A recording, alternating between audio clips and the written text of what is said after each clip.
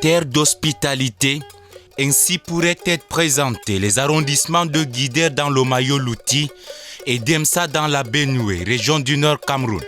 Ces deux unités administratives, situées à quelques encablures de ce pays voisin, accueillent depuis près d'une décennie déjà de nombreux déplacés.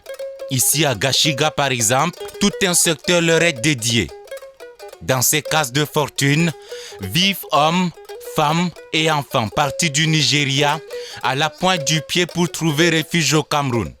Déjà vulnérables, ces personnes depuis le début de la crise sanitaire ont vu leur situation s'accentuer et pour une riposte globale et efficace, l'implication de ces couches vulnérables est plus qu'une nécessité.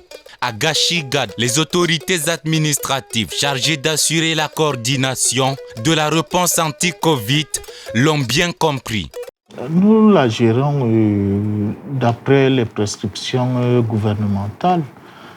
Nous avons eu à distribuer la première année les masques, les seaux ainsi que de savon.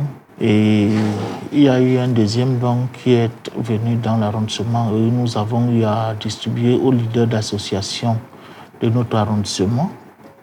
Et récemment, le gouvernement nous a demandé d'intensifier la campagne de vaccination.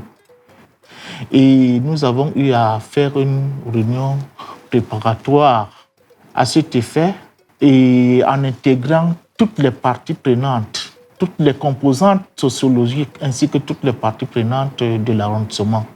Tous les relais communautaires, les leaders d'associations, les leaders d'opinion, tout le monde était présent dans la réunion que j'ai eu à présider hier de 9h à 10h. Sur le terrain, les personnes déplacées, les femmes et les jeunes principales cibles des actions entreprises perçoivent bien leur implication. La sensibilisation menée à grand renfort porte bien ses fruits. Effectivement, en tant que femmes, nous sommes impliqués dans la gestion du Covid-19. Vu que nous assistons à des réunions là où on nous imprime comment éviter d'attraper la maladie et on nous distribue aussi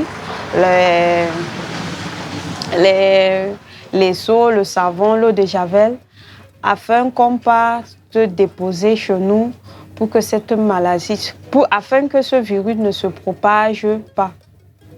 Et on respecte aussi les mesures de distanciation sociale à la maison et hors de la maison aussi.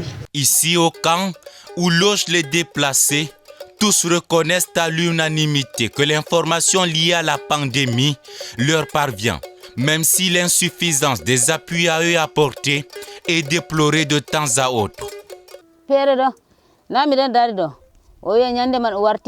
Hawada wazman oyo hawada lekkiman wada kasinen man hebina hebayna bimi kasine kam hebay be lekkiman a hebina lekkimi hebay pat mi yawtinimo o dilli imbe man.